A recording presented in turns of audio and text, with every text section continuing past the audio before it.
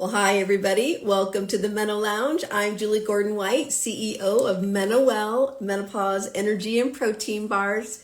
Get your high fiber, get your protein, all in a little powerful bundle. Super excited to have you here with us today. As always, hi, Heidi.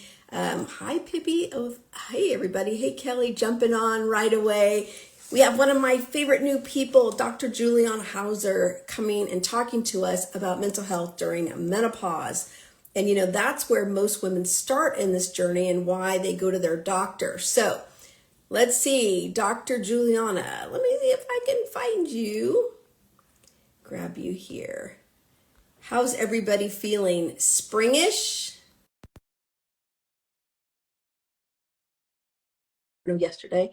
Today it's spring, wonderful, warm here in the Bay Area. Hi, Tracy. So you never know, is it springy where you are, or is it, like rainy springy, sunny springy? I don't know. All right, Dr. Juliana, I think she left a message for Laura saying that she was joining from an appointment. You know how that can be. So talk amongst ourselves. No, just teasing. Oh, here you are. I see you, Dr. Juliana. All right, let me grab you. Here she comes. Stand by. It's always the awkward silent part. Get your questions ready. What do you want to ask Dr. Juliana? She is incredible. All right. I think she's coming up here. Dr. Juliana, I will just share, is a go-to media person on all things SEX. I'm just saying that so Instagram doesn't bump us off. All things mental health. Let's see. Dr. Juliana said you're having a tough time signing on. So keep trying. We're midlife women. We're resilient. Oh, I see you here. I'm going to bring you up again. I just sent you an invite. Let's see if it goes through.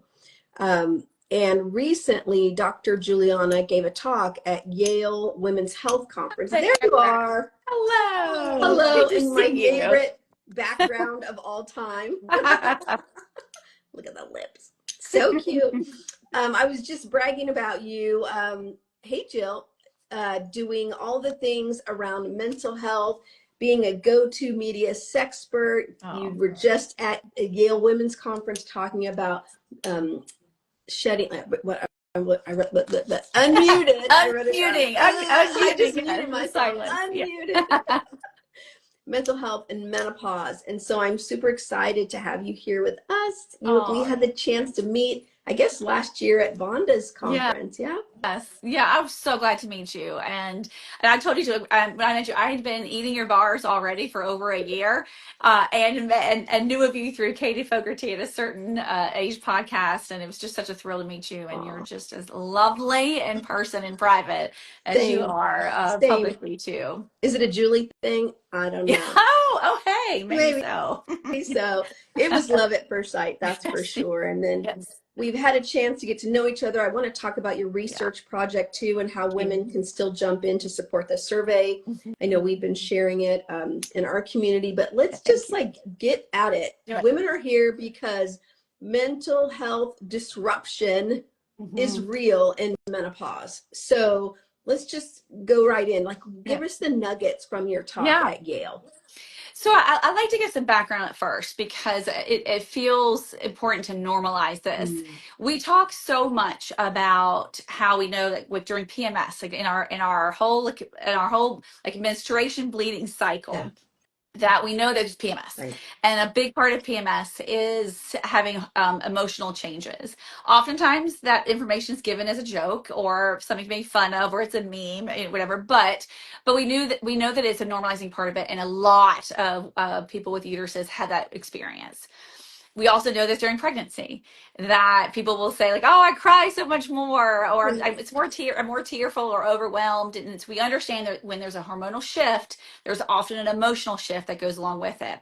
Right. Thankfully, since the days when our generation we're having babies, there's a much more understanding about postpartum depression. So again, another big hormonal shift that when you no longer are pregnant, Mm. either through a miscarriage or through abortion or through having birth, that we know that shift can also bring about depression. And then we just mysteriously act like that is the end of any problems with our mental health and interaction with hormones. And that is just not true. And in fact, when Dr. Merritt Clever gives us that part of the zone of chaos during perimenopause, what we have discovered is that the hormonal shifts that are so erratic for most women during perimenopause, that there is a very significant shift in mental health during this time period. Yeah. And one of the big stats that is coming out there now, which is very scary, and I know scary stats can feel like, that's not me, like it's so big that it doesn't feel relatable, but hear me out with Yeah. it, that they're finding in this one study that women in perimenopause are 7 times more likely to experience significant depression than at any other time in her life. And that is staggering. 7 times. There's hardly anything That's that when you go into a certain time period that is a generalized statistic for a gender population. It's and huge. our and suicidal Thoughts thoughts and completions. really increase along with Yeah. that in this perimenopause Menopause. menopause transition Right. age also, right? Which is shocking. It is shocking. So in the study that you're talking about, I'll be referencing throughout our conversation, I asked people in the beginning of the study, did you know that a change of mental health is a symptom of menopause? And it changes every day, like, because there's more people filling it out every day. So this number will be a different number by the end by the time it's published. But as of right now, the number is 86% did not know that a change of mental health occurs during perimenopause or menopause. And that made me so sad and angry that we're not taught that, because Yeah. when we don't have the information, we can't be prepared. It means that we don't have enough research. It means that there's not enough publicity going on about it. It means that our providers aren't being trained in this. And it means that we don't know what's effective treatment. So we're It just, feels like another level of shame to yes, menopause. Like, we're agreed. already fighting the bigger umbrella of not Mm-hmm. wanting to talk about it, acknowledge it because of how we're perceived or how we perceive ourselves. And Yeah. then we have this whole other layer. And I filled out the survey, so I know Thank I you. said no. I was part of that Yes. statistic that Yes. said no. Yeah. Yes. Mm. Yeah. And until I started into this work, I didn't know it either, because we weren't given. I've heard. I know you've heard me say this before, that as a therapist, we are rarely given anything about the word intimacy, that we changed to starts with an S, that we can't say on Instagram. We aren't given anything about that. Just maybe an elective class. But we are not given one sentence about perimenopause or menopause. Wow. And I just spoke at University of Boston University, and asked a group of therapists that were graduating if perimenopause or menopause had been mentioned. One student said, "What is that?" And another said, they all were like, "Oh no, not at all, not at all." And this is 2025, and still not getting that information. And then when I spoke at Yale, there was a bunch of therapists there, and a younger one who was in training said, "I've never heard the word ever, not just in therapy training, but I didn't even know perimenopause existed." Oh my And God. bless her soul, I mean, she was just the sweetest thing. She's horrified. That's how bad this is. About how little we know, and what a bad PR job is happening about mental health and menopause.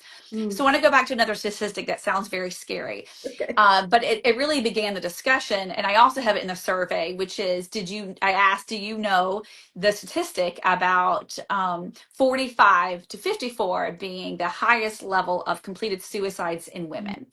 And that number is about the same too. Currently, it's 88% did not know, which again is not acceptable that we don't know this. No. And it wasn't a study trying to find it out. It was actually just a study that had, and when you hear a stat like that 45 to 54 is the time frame where women have the most completed suicides. It was just doing numbers on reported and known completed suicides. It was someone else who extrapolated it that, like, that Right. matches perimenopause and menopause. It Right. wasn't It wasn't searching a for that. dedicated That is study. correct. Right. And Wow. we still don't have any, which is what I'm still trying to do, is trying to get what that information is. So we don't know that that's the case. And when I read a stat like that, I think, first of all, horrific on 100 Mm. levels. And then I Mm. think, that's the one that's capturing the ones we know about and the people who are suffering to that degree. Right. we that means that the numbers of people who are suffering below that with depression and anxiety and maybe are functioning but not functioning well is Right. astronomical. That's what I was Astronomical. thinking. Like, that's such Mhm. a spectrum. It's horrible and it's on this end, but what about everybody leading up to That that is correct. who is feeling miserable, rage, Hmm. depression, sadness, they're peak earners, they've got maybe kids that are up and out, heading out, going to college, going through all these things in Yeah. addition to the other parts of perimenopause, menopause, and Yeah. maybe having these kinds of thoughts and experiences. Horrible. Agreed. And we're not talking We're about not it. talking about And, it. and Not I even, think it's worse than OBGYNs, right? Who get a dot of training and that's then right. therapists get Zero. zero. Zero. Zero. And so I had this one client that is allowing me to share the story. And it was a recent story, she said, and she is not even 40 yet. And she said, if it wasn't for working with you and watching like your work and the things that you're doing about menopause, I wouldn't have understood that I was in perimenopause and that my emotional reactions that are different than they ever have been is likely because I'm in perimenopause. And Right. she's this very sweet, very docile person. And she told me a story of internal road rage. And it's, Mm, it was a funny story because, it's so absurd to go from here to there, with, that kind of thing.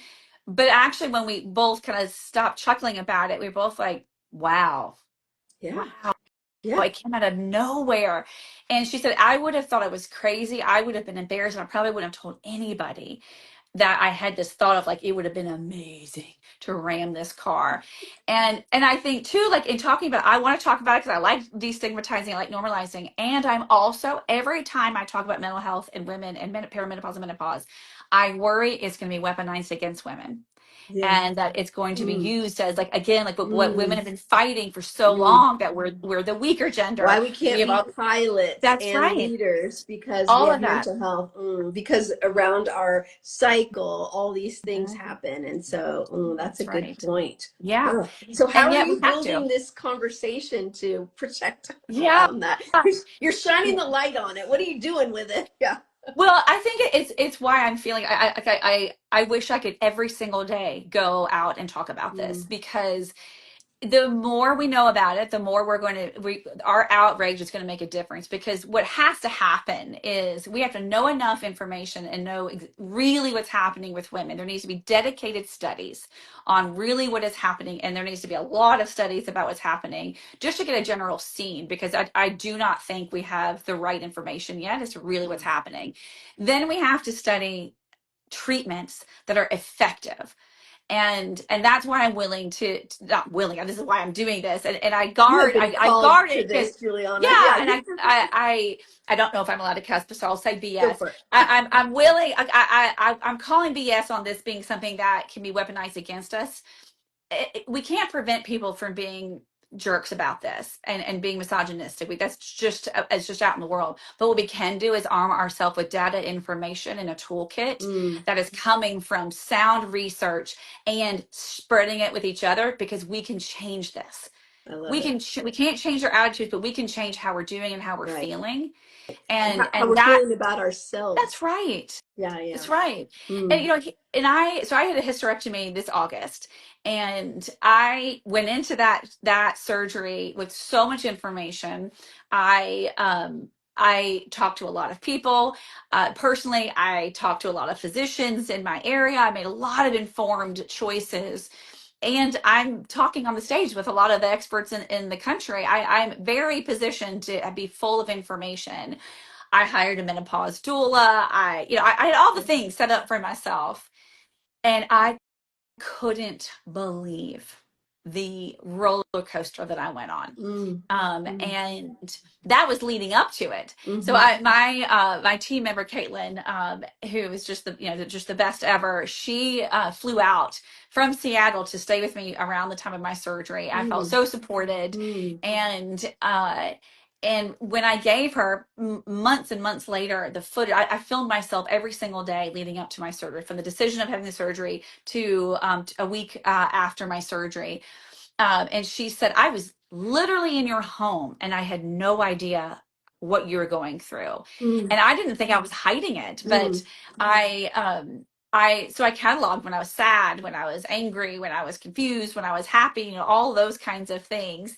And, and when she went, and it was, I think, an hour and a half of footage. It was a lot of footage, bless her heart. She went through it all.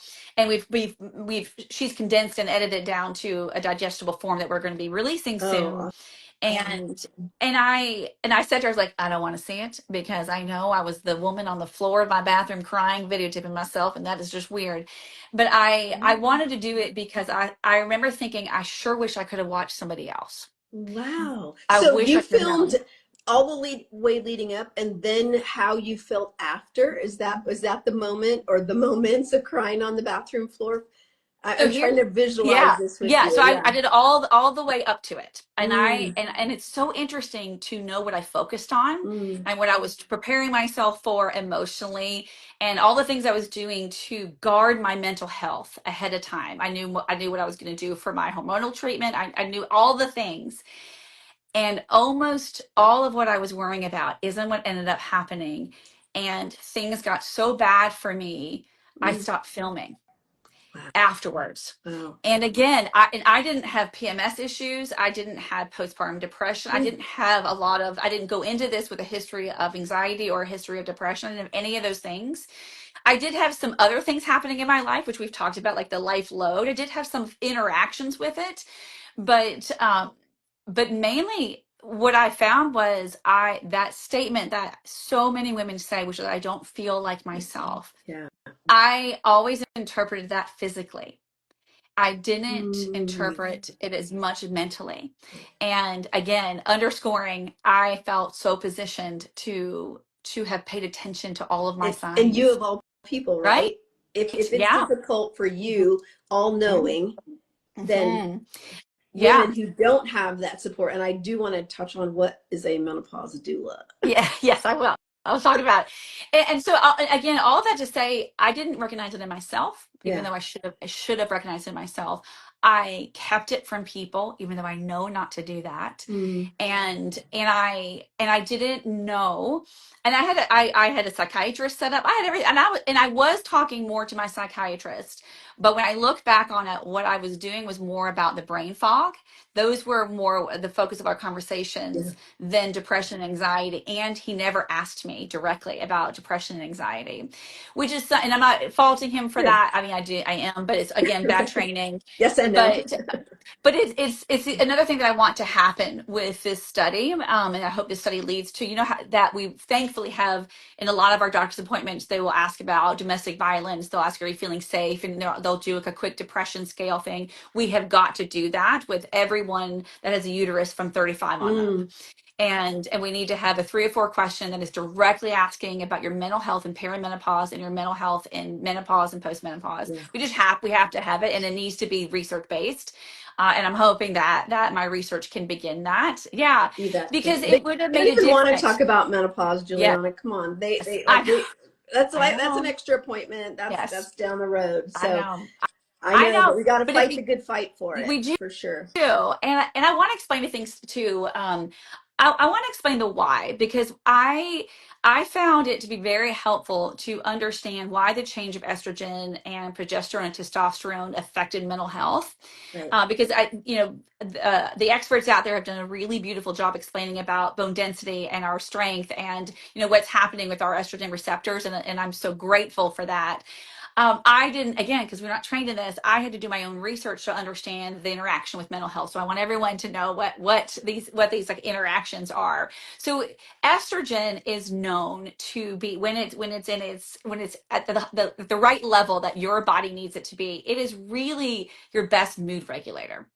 And Mm. so when we're Mm. in perimenopause and it's going up and down and up and down, and it's supposed to be our mood regulator, it's making an enormous difference on our inability to regulate our mood. It's absolutely out of what our control is.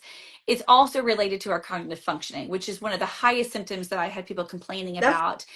where In the it, people go on the Mhm. mental health side, Correct. like I did. Brain Yes, fog, like, I don't feel good. I don't feel like myself because I can't think. I can't keep that's two things together. Right. Okay. And it's another reason, although the answer has been, there's been a different conclusion made that I think is going to get righted soon, which is there's a pretty high increase of diagnosis with ADHD in adult women. Mm-hmm. And a lot of people were saying it was because women's presentation when they're younger didn't look like the male version of The ADHD, which is true. It is hyperactive different. type. That's Yeah. right. Mm-hmm. In general, it isn't. But I actually think we're going to discover when we have good research that it's because there's a difference change because of our estrogen, that there actually may have been nothing that or little to see ahead of time, but that is changing because of our estrogen is changing our cognitive clarity and all of that too. So that's something really, really important with estrogen. Another thing that is really important is emotional resilience. Mm-hmm. Estrogen is related to our emotional, so it's regulation and emotional resilience. And that is something that I really related to. And I thought that was very important. And I really dug into it more when I was doing it, was that I would say I couldn't bounce back more. That something shouldn't have made me that sad. Yes, but also I couldn't get myself back to the place of like just dust it off. I mean, I've been through a lot harder stuff Right. than this emotionally and figured it out, and I just none of the tools were working Mm-hmm. before, and that's because estrogen is changing how we have our own emotional resiliency, which is again another thing of like women are suffering so much because they aren't having the same regulation and they're not having the same access to what used to work for them, either with outside treatment or inward treatment, and that is Yeah. due to a change of estrogen. So that's very important to understand.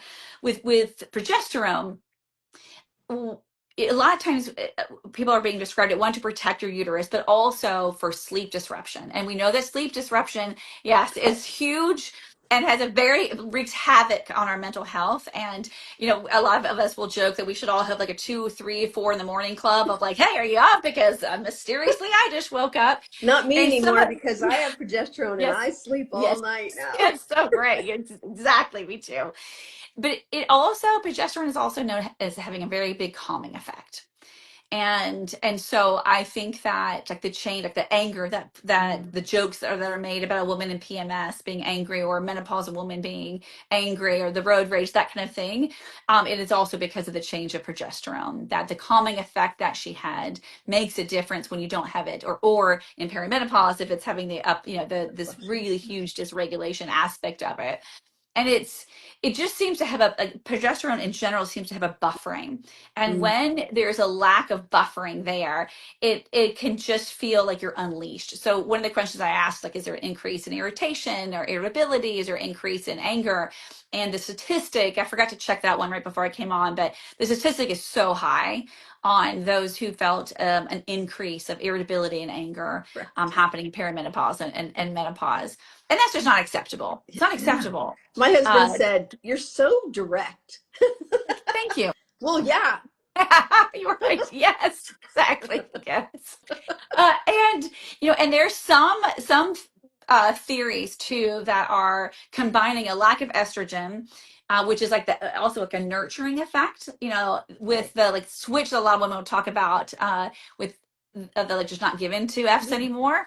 That having that or being direct, or that having that combination seems to be that place of women at our age feeling like, you know what, I'm done put up with this, I'm done I'm explaining so myself. over it. Hmm. So over Yeah, other and I people's and I think stuff. that's Yeah. good.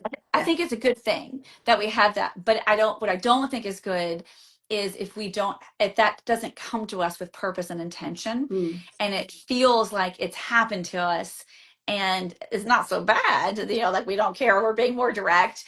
Like we kind of like it, but it doesn't necessarily feel like we're in control of it. And I want That's that a to feel changed too. really important distinction because it is more empowering not to be so caught up in what everybody thinks and Mhm. couching everything with niceness and blah blah blah. But when it comes to you from a place of just like wow, that Yes.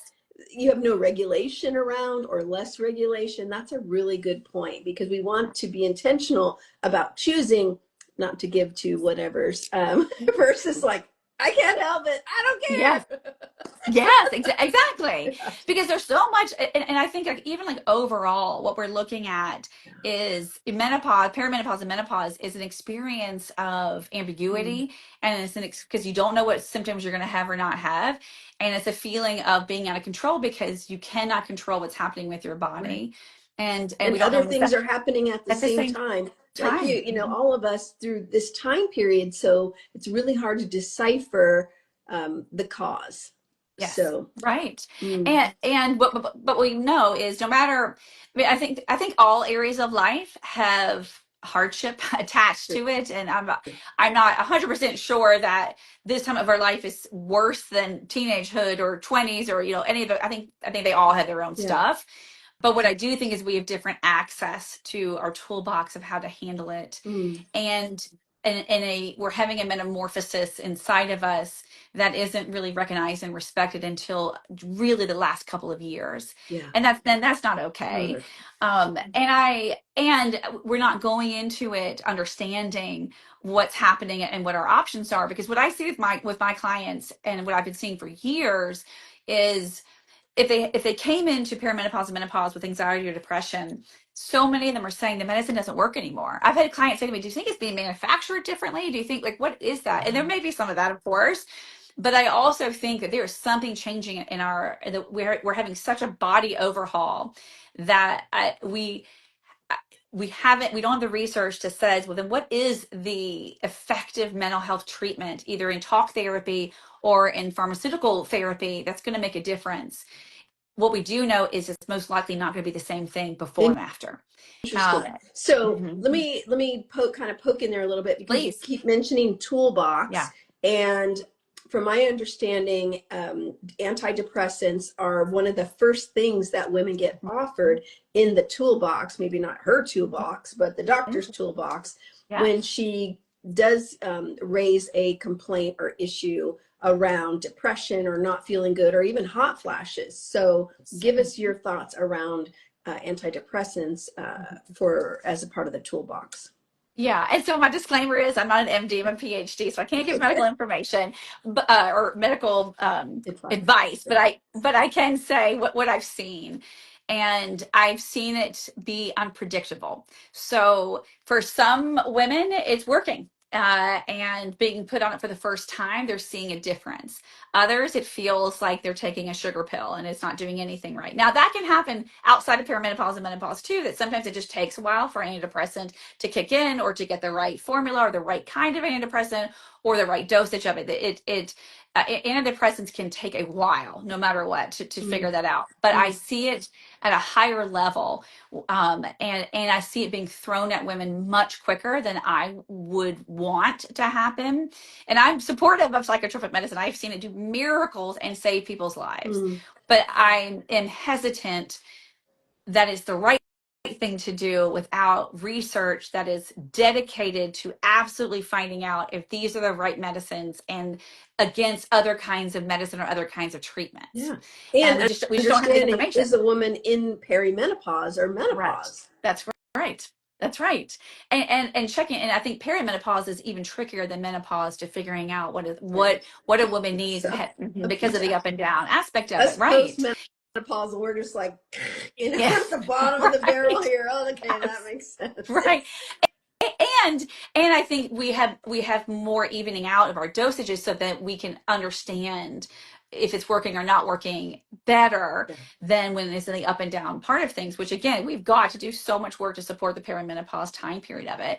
I yeah, think the other part too is that, like, same with anti-anxiety, usually anti-anxiety has a pretty, like, it fairly quickly if it's the right medicine, the right dosage or not. And this time period, it doesn't seem nearly as quick, mm, or as obvious. Now, that's not everybody, and that is just anecdotal. That's not coming from published research. It's coming from what I've observed, mm, and but when I work with my clients at this time period, and I'm seeing that, then what I find is that we together become educated, and then go into the psychiatrist and educate them, because they have not been given adequate training good. either, and Such and a it's heavy first level. load. Yeah, You and it's just, and it all starts also from it just wasn't and hasn't been given the attention and the understanding that we needed to have, and it's changing. It is changing for us, so that's all a very positive It thing. is changing, Hmm. but whew, we have a long way to go. Yes. Okay, really quickly touch on what is a menopause doula and how Yeah. did that support your mental health? Yes. So a doula, a menopause doula, has the same philosophy of like a birthing doula or a death doula, which is that you are the expert of your person, and it's this built-in agency, which is like the crux of my work. So that's why I love doulas so much. They don't come in and take over and tell you what to do. They come in with a view that you're competent. And so for a menopause doula, it is okay. So you're in a very normal, expected time of life. We're here. And let's learn about you. Let's learn about how are you doing? And they ask all the questions, and they have all the time. You're not in and out in a 15 minutes. You have hours with them. And they see that helping you is an individualized plan, which is a dream. It's a dream. So when I was doing this, again, this is less than a year ago, I said to, again, Caitlin, I was like, you know what I want? I wish there was a menopause doula. That's what I need. And part of this is because I'm unpartnered. And so I didn't have somebody that I knew for sure was going to be my person. And as a helper and as a therapist, I'm usually in the spot of supporting others, and it's not necessarily easy for me to receive Right. support, but I knew a doula wouldn't let me get away with it. So she actually knew somebody who had been a postpartum doula. And it was just this very, very lovely soul. So Caitlin connected with her and said, what do you think? And she's like, well, if she knows that I'm not trained in this and we're going to put this together, then sure. So we met and we talked about what I needed and wanted, and she was absolutely fabulous in holding space. And at the time, what I wanted it to matter. I had 5 weeks from the decision to when the surgery was, which is a lot short of a time For period than I thought I was going to have. hysterectomy for anyone Yeah, who's oh just yeah, hopping on now. sorry, for my hysterectomy, yes. And I just wanted it to matter. I didn't want it just to go and just happen. And so that's what we did a lot of focusing on. Again, I would change some of that now, now that I know what my experience was afterwards. But it can be whatever you need. And it's in a menopause doula, doesn't have to be just for a surgery way of going. It's for all women in perimenopause and menopause. And about halfway through our work together, she's like, Juliana, it does exist. There's actually certification for it. We didn't make this up. And so there are a couple of wonderful certifications, schools that are certifying people to become menopause doulas. And you can find them, and I can give you the link to put this and to give to others. Menopause School is the one that I know the most, and her training is phenomenal. It's really great, and I wish all women who were going through perimenopause and menopause had a menopause doula. It is so affirming, so individualized. It gives you direct information, and it makes it specific for what your journey is, not for just for everybody. That's amazing. I'm gonna dive into that a little Yes, bit deeper. great. Yes. Um, to have somebody guide you through the transition, and when you're having a surgery, there is a demarcation, so that's very helpful versus, oh my God, I'm in the middle of this thing, I don't know what Yeah. to do, but Yeah. super And cool. doing it both. They are trained to help women on all ways of entering perimenopause and menopause, and I think making a huge difference. And when I dream of how I want things to be different for our perimenopause and menopause culture, Yeah. it is that all women, it's a part of your toolbox, is getting your menopause doula and sharing it. Just like I remember when I decided to have a birthing doula, I just started asking the people that were it wasn't, not everyone wanted one or needed one, but I started like, who are the good ones, or who are they? And I interviewed them, and that's how it should be for perimenopause, menopause. And I love it. if our culture respected the experience of women going through Right. this, it would be covered by insurance. It would be something that everyone knows Don't about. get us started on all that. I 'Cause know. that is facts, facts, Yes. facts on Mhm. all of the above. But it Yes. takes all of our voices, That's right. all of That's our right. perspectives, all of our journeys. I mean, you are a celebrity Oh. sexpert. I'm going to say Mhm. it. There you go. But bringing your experience to this and sharing it is so beautiful. Okay. Um, any tips you want to share that would help women besides get a menopause doula? Yeah. That would be amazing. Yes, What else that would you is like to that share? is one of it. Yeah.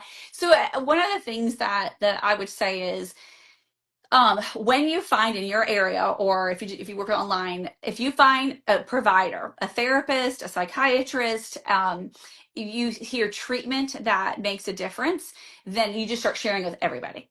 Start sharing Mm, to people who are trained, start sharing to people that things that work for you. Now, what works for you may be irrelevant to this friend, but it may not be to this friend, because everyone has there's a wide range of symptoms for it. right. But start sharing, because that's part of the work Mm, when you're already feeling upset or having a hard time. To find who's out there that knows what they're doing is really difficult. So share proactively, and share before people mm, need it. That's one thing. The other thing mm, is, ask specifically.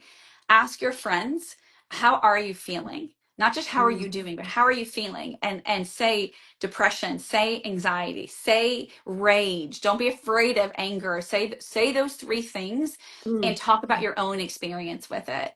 And even though I think humor is a really beautiful buffer and tool for mental health, take the conversation to a deeper level mm, beyond just humor, and really say, like, I'm sadder than I typically am. mm, I am mm. I am doing bed rot watching Netflix series more than I typically would. Bed Or rot? bed rot, like it means like you lay in bed and do nothing. It's the I I get it hadn't from some heard of my that. younger Okay. clients. Yes, That yeah. sounds kind of good to me. Yeah. I Once know, a month right, or right. so, Yeah. once a It's like quarter. zoning out. It's another way of saying zoning out. You just Got it. zone out with it.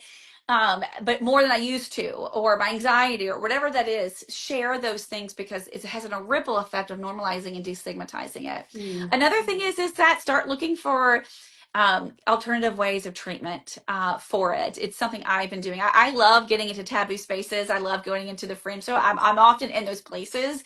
And this is not something that there's a lot of there isn't a lot of research on, and it's pretty controversial. But I think we're going to see a change of alternative kinds of mental health, like psilocybin, making a big rise just in general in mental health, mm, and maybe not in this administration, but I think we will have it. And I think we're going to see a difference in perimenopause, menopause, and those kind of substances, because what we know about it is that it's affecting neural pathways, and we think there could be a very corrective and rejuvenative aspect of it. mm. I'm actually starting a study with that too, in August, just to Wow. see. Very small though, and so be open to things that are previously may feel like, a what are you talking about? That Mm, feels very scary and very different. Be open to researching and hearing about it. It doesn't mean it has to be a yes. It doesn't even mean it's going to be relevant or helpful to you. But I think we have to get creative, and I think we have to open our eyes up to other possibilities and start doing those things ourselves, because I don't think anyone's doing it for us. yeah, that's for sure. I Mhm. love that. You know, my mom, sorry, Granny, I'm gonna out, you can call her Granny. Actually, sorry, not sorry, she wouldn't care. Is 84 and CBD gummy every single night because her whole life she struggled with sleep. And when I really reflect back, it was in her, she had hysterectomy, right, in her 40s. Mhm. And then just after that, Yes. on. And so now Mhm. she finally sleeps. So there's Oh, I'm all so these glad. different tools in That's our right. toolbox. So, That's right. yeah, Yeah. And again, just removing it for ourselves. It doesn't mean you have to say yes to these things, but I think it's a mistake if it's an automatic no without a reason right, behind it.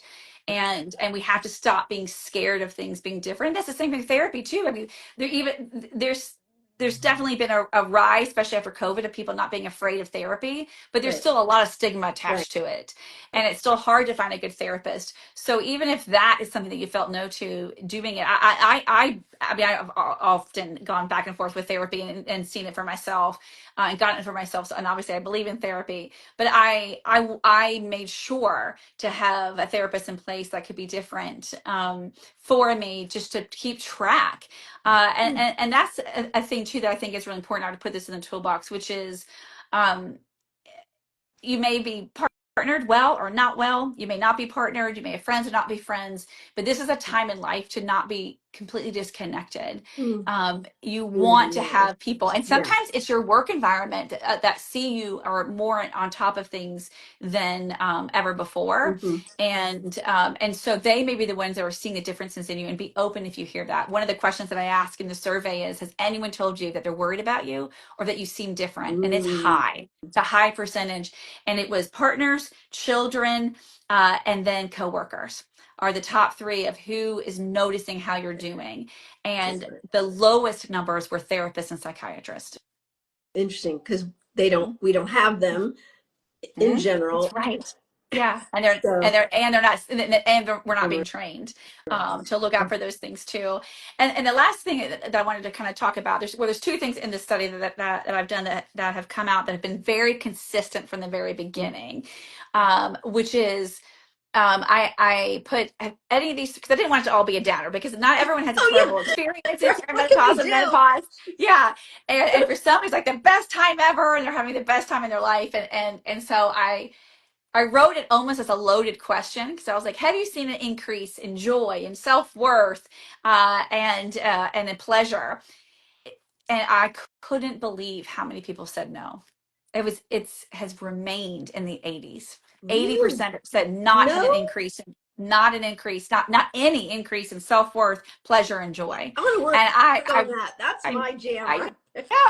we need you. We need you, Julie. Wow, So that I'm was, blown away by that. So in your survey, which everybody, we can give you the link to please. the Yeah. survey, or you can tell Yeah. people where to go to take the survey. I took Yeah. it. It's Thank you. interesting to ask yourself all these questions. I was Yeah. like, really? I'm thinking that? I'm not thinking. I think I Mhm. lied to myself in a couple of those questions. I'm not Yes. kidding, Yeah. Yeah. I get it. um, but 80% of women said they're not experiencing more joy in this amazing new part of our Mhm. lives. Really? Yeah. At this point, that's what that has been a very consistent stat, and it's over 80. Yeah. And I was stunned. I was absolutely stunned.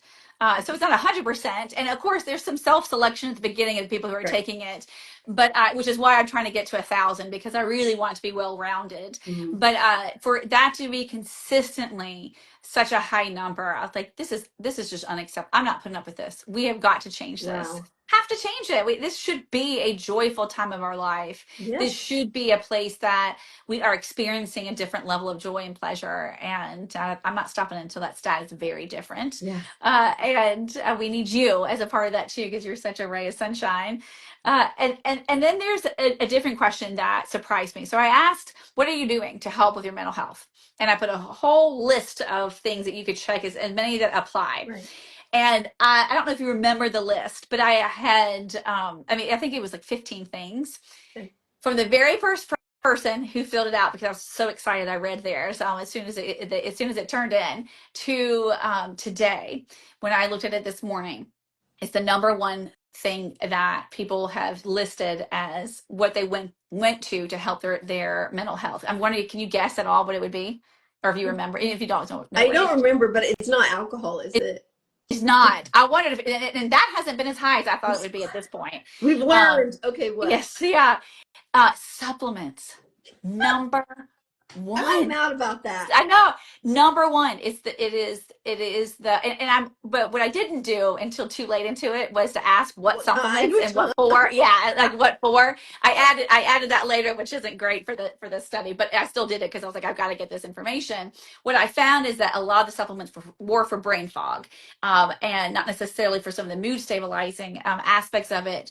But when I saw how low therapy was, and when I saw how low other things, like even like cold plunging or more alternative things, weren't being used or considered, I thought too, gosh, there just has to be a change for how what kind of access we have to it. Interesting. Well, I Yeah. think women who are perimenopausal and postmenopausal are of those generations where we are used to just taking something to Mm-hmm. solve. We want the quick Mm-hmm. version of it, not the Mm-hmm. long version of it. We Mm-hmm. don't really even want to talk about it, so I can just get this thing and see if it Yeah. works. That kind of Yes. thing. I Yeah. love supplements personally. Yeah, yeah, and I do too, and I use supplements, and it just it just isn't what I was expecting Yeah. the answer to be, and to be so consistently. It's gone down because it was a high front runner for quite some time.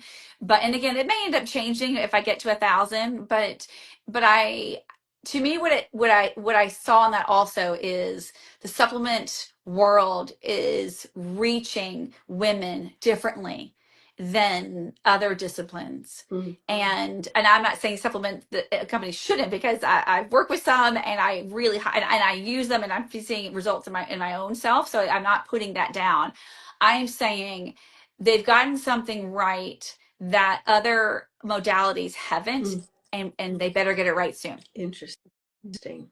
Really Yeah, interesting. because we need a wide variety of things that women have easy access to and know are going to make a difference. Because it's word of mouth. All of that's word of mouth too. We're all saying, try this, try this, try this. We're all asking what made it better for you, what made it better for you. And it may not work, but it's got to be better than what we're feeling right now. And it's just Like we're all anything. grasping. Yes. Help. Yeah, exactly. Yeah. And we should have that answer for mental health too. We should have that, and we don't. But again, not to be so down, and not to be so negative with it, or fear monger, because studies do show that when you make people afraid, it doesn't make them change their behavior anymore. What studies show is if you find them effective treatment and they hear from somebody that they trust, either a friend or an expert that they trust, then you make behavioral changes. And that's what I'm asking for. And that's what I want. And it's one of those things too, that why I'm talking. I'm so grateful for you for letting me talk about this topic and caring about it and filling out the survey yourself, and having your amazing company help us with the survey and getting it out there. No one is going to do this study for us. We already know the stats of how few research is put for women's health, how few, yeah, and it's all being taken away now anyway. But if you were to put, before everything was dismantled, if you were to put the stats of women's health, then menopause women's health, then mental health and women's health, it's almost zero. It's not zero, but it's almost zero. And I mean, I felt like I was going into the back of the libraries trying to find studies. Now there are some in the last couple of years that are coming out, and they're good studies, but they're just not nearly as enough, and are not, the numbers aren't high.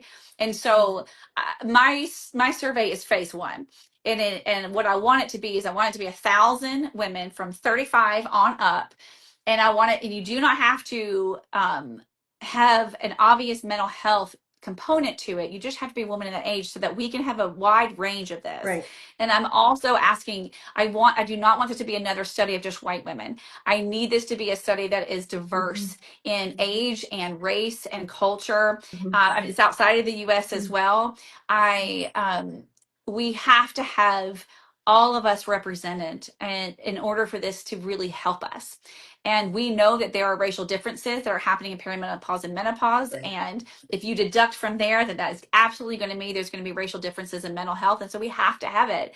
Right. And we have to help each other. So if you're not in perimenopause or menopause and you're seeing this, but you know somebody who is, a mom, an aunt, a sister, a girlfriend, a wife, please ask her to do this. The survey does take a bit. It's about 15 minutes to take it. And I know that's a lot to ask, but I came back to mine. I started it, yes, and I came back, and I was praying that my answers are still there, and they were. Yes. So there you go. I'm so glad to hear that. And that's a really good point, because you don't have to do it all at once. And some of the questions are just check, check, check, and some they ask you to write. And so it can go quicker than 15 minutes for some people, or longer for others. It just depends. And it's anonymous. It gives you a place that you can get the results, or you can talk with me afterwards. But otherwise, it's an anonymous survey, and we need this information to have companies and have universities that are going to be willing to put the money towards this. Because if and this is how I like to kind of leave this with people. I am so grateful the conversation has changed on perimenopause and menopause. I'm so grateful. I'm grateful for all the leaders in this industry, all the companies like yours. I feel so grateful that I'm born in an era where we have this, because I know my mom didn't have access to any of this information, and I see that what the effect is on her. What so some of the information that we're learning that is so important isn't going to be reachable if a woman can't get off the couch because she's depressed, and if she's crippled with anxiety. The ripple effects of mental health at this phase isn't just about completed suicides, which is awful. It's also the effect that it is having on friendships, on relationships, on our children. Yeah. And the way that the world is looking at us, it's not our fault. We just aren't being served, and we aren't giving the priority of research that we need to have. I know that there are mental health treatments out there that will help us. I know it. We just have to get the research and the money behind it. And it starts with things like this. If I can't get 1,000 women to answer this survey, how am I going to convince a company to put money towards treatments for this? That's So we not need going to to have happen. We're going to get That's you right. your We're going to get it. 1,000. We are going to get And it. look at So we're here's Natasha from yes. Fashionality says, where can we share our story or Right. participate in the study? Natasha, great question. Oh, by the way, I wanted to give Sassy Vaughn a shout out when I didn't know what you said about bedrock. Oh yes, She yes. said veg out. Yes, veg out. Right, good one. Yeah. That study. You're going to put the link to the survey. What are you Also, calling this study?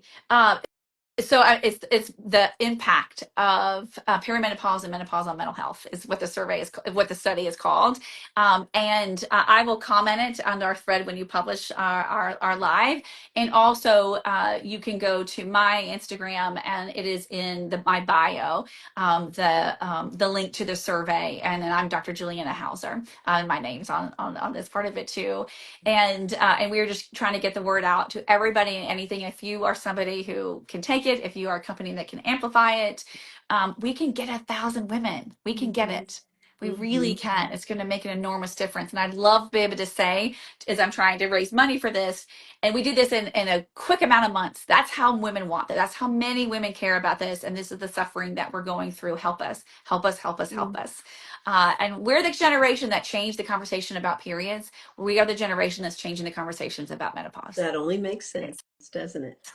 Yes. Dr. Yes. Juliana, your passion, your love for mental health, supporting people, supporting women, especially perimenopause to post, and sharing your own journey, I don't know, it's precious, and we're so grateful because, like you said, until we share our experience with each other, because this is, ads, this or that, this is all about word of mouth, because we need a trusted, experienced voice, sister, friend, doctor, really showing us the path. So thank you. Thank you. No, thank you. Thank you for the work that you're doing. You are, I'm president of your fan club.